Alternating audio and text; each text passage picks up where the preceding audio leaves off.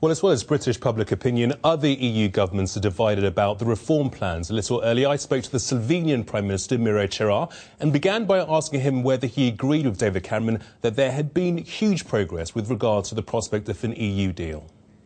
I firmly believe that a strong EU really needs a strong UK in its midst. So I hope that we will find a common solution here. And as you know, I met your Prime Minister twice. We had a very thorough and extended discussion on this.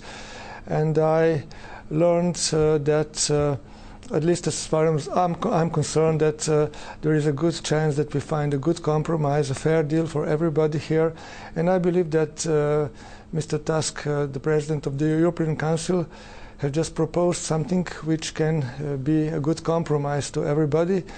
And look, it's up to the people of the UK finally to decide about this.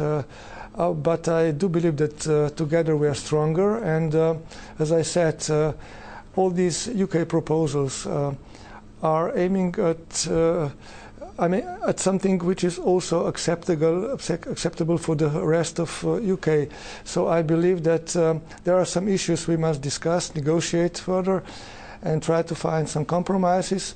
But look, I believe that we must take in the account the British concern, the British proposal. I mean, this is very important, but at the same time to preserve the EU values, EU core values, because this is something that keeps us together. So I do hope that this latest proposal made by Donald Tusk is a very good step forward, and I'm looking forward with some optimistic approach, and I hope that we will find a compromise.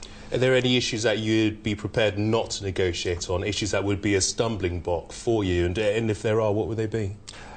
Look, I don't think that anything should be non-negotiable. I mean, everything should be on the table, be discussed, and the discussion should be very open and fair, as I said. But there are certain principles which are so essential for the EU that must not be ignored. For example, the principle of non-discrimination.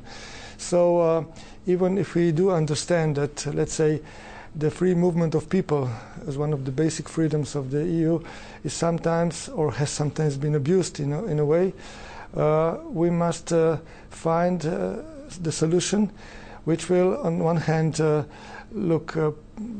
not allow for any abuse of social benefits, but on the other side, this must be made in a way that will put nobody in a discriminative position. So non-discrimination for all countries, this is so important.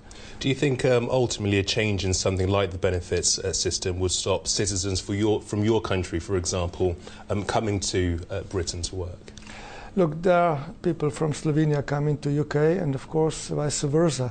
And I don't think that this is a serious problem related to this exchange of our citizens, because I know well that the problems arise regarding some other, citizens from some other countries mostly. But Slovenia is part of the EU, and we take this our role very seriously. So in this discussion, we believe that, as I said, the core values of the EU must be preserved, and one of them is the principle of non-discrimination. So nobody, no country, no citizen of the EU and of the Europe should be discriminated against. So we must find this solution, as I said, taking into account a British proposal, but at the same time find a compromise which would still stick to these EU values.